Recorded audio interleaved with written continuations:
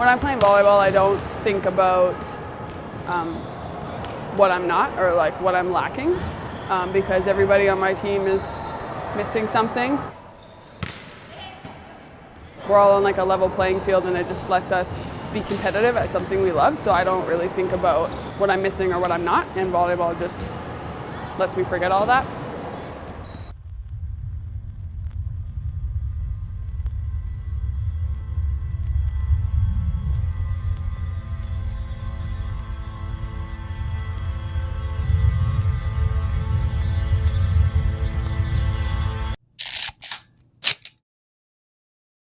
In the spring of 2011, I was playing club volleyball and I thought I had shin splints and I didn't. I was diagnosed with bone cancer, so that was pretty scary to not really feel sick or think you're sick at all, but actually have a disease that will kill you. What's the one on my in the vehicle? Snapchat, yes. Yeah. The old rugged cross? Yeah. We've seen that going up yesterday. So. The hardest or most interesting part of it is that because of my cancer, I have my amputation.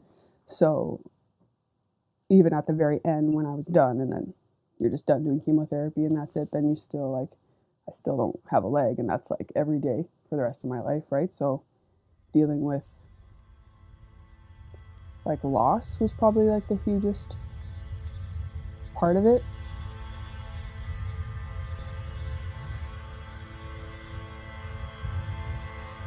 Situational hard parts of it was when I was diagnosed, it's like somebody just hit pause on my life.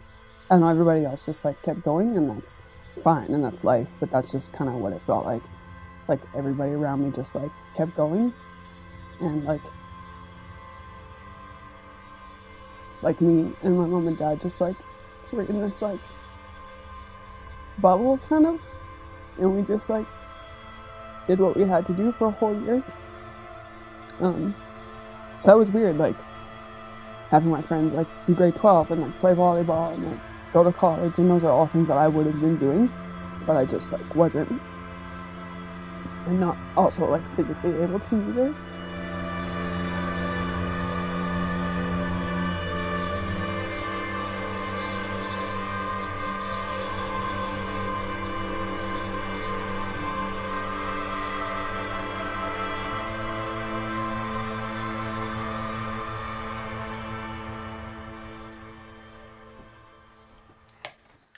This is our salary.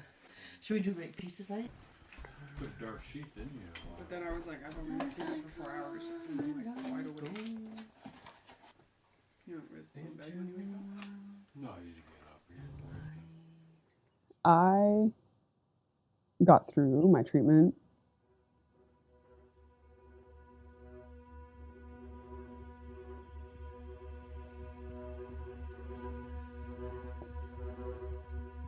Essentially because of my parents.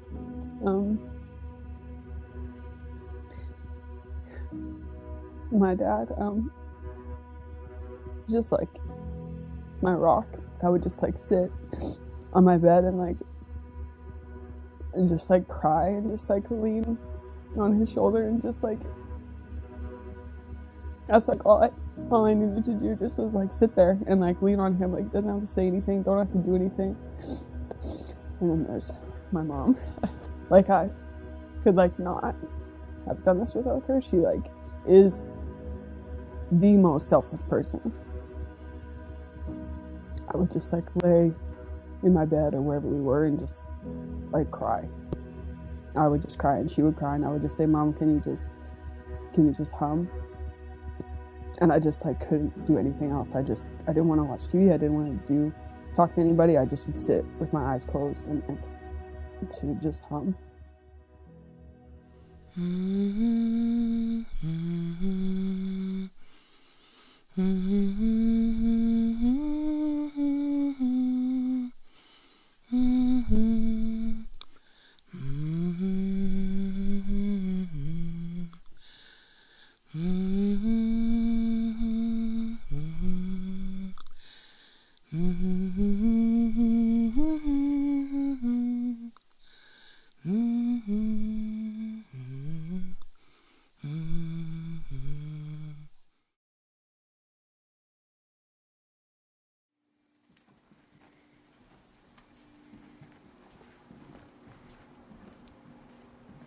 My faith through it all, while I was in it, I didn't doubt.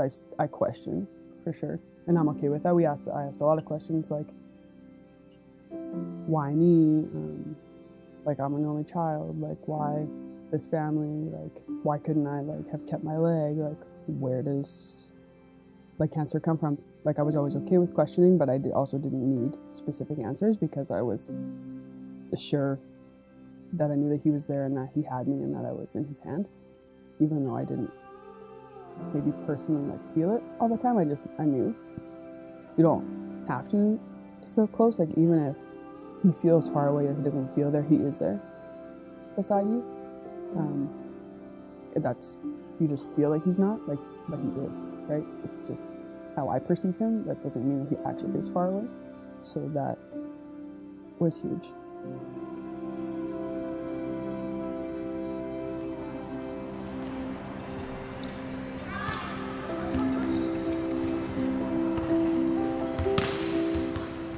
This journey has taken me a lot of places.